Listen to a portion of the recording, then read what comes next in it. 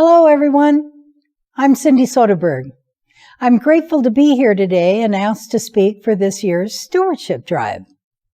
I would like to share with you my Thanksgiving story about my spiritual journey with Aldersgate Church. Some of you are familiar with parts of my story. Either you've heard it right from the horse's mouth, or maybe you've been a witness to my story. I surely don't mind telling my story over and over, and I hope you don't mind listening to it because it renews my faith in God and gives me insight and reminds me where I've been and where I've landed today. It all began about 5 decades ago in 1966. It cracks me up that I started with a youth group, and now I'm part of the Young at Heart group, the seniors. 1966 is the year when I first entered the doors of Aldersgate with my mom and dad, Emma and Carl Soderberg. I was an awkward, self-conscious 13-year-old. The three of us had just moved back from California, and I was the new kid in town. My memory's not clear with a lot of details, but I remember Reverend Larry Lavelle and being encouraged to join the youth group. The group was small, but so was the church, as it was new and growing. The sanctuary back then was located where the fellowship hall is currently. But what I most remember is that I was welcomed and accepted. I attended the youth activities through middle and high school, participated in confirmation, youth meetings, celebrations, camp, and mission trips. The youth leaders were awesome, and parents were always hosting, carpooling, and helping with the activities.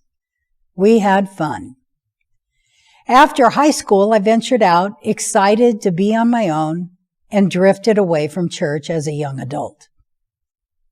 The road I traveled was definitely not a straight one, but rather curvy, with detours, stop signs, and dead ends. I became an EC, Easter Christmas member, and generally came on Mother's and Father's Day. All to stay in good graces with my parents, or more than with God. Yet any time I entered the doors of Aldersgate, I was always welcomed and was remembered. In 1974, I was married in the church by Reverend Wooldridge. The wedding festivities were taken care of by the ladies of the church, and they also honored me with a lovely shower. I still own a crochet blanket that was made for me by Jackie Lindstrand. That's what a faithful community does. Helps us to celebrate memorable occasions, happy ones and the sad ones too. A conversation has stuck with me from the marriage preparation counseling with Reverend Wooldridge.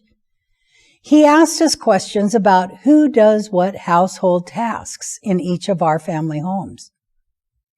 Our answers were the total opposite. I didn't get it back then, but I did later. Bet you can guess what happened to that marriage. Life went on, and I kept traveling my journey. I tried other churches and religions, but my spiritual beginnings never left me. About 15 years ago, I found myself once again entering the doors of Aldersgate when David Tenney was pastor. This time, I entered with my friend Ruth. We were looking for a new home church, and Pastor Tenney thought Ruth and I would fit in well with the choir and its new director, Dale Hydell. Once again, I was welcomed and had a reason to keep coming back. The doors stayed open. There was a couple of years gap in the last 15 years when the road again had some detours and stops with some challenging life choices I made. But I and we both found our way back, and guess what?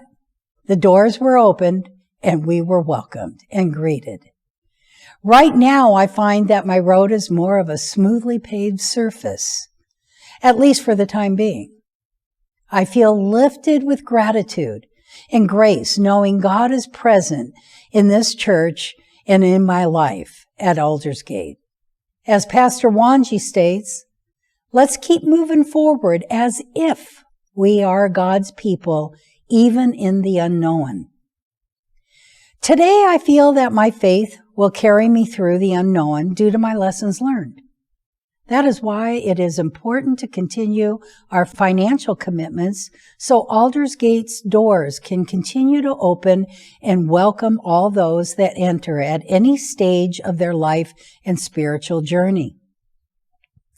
Please send your pledge cards to the office or submit online by November 18th for Consecration Sunday on November 21st, when they will be blessed. Oh, one more story.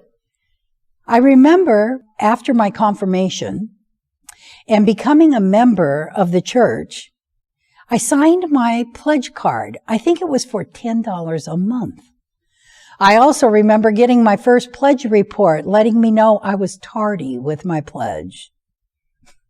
Today, I'm thankful for automatic withdrawal, and hopefully I have redeemed myself with staying current with my pledges. Let's move forward in the next year as if and keep our doors wide open for everyone.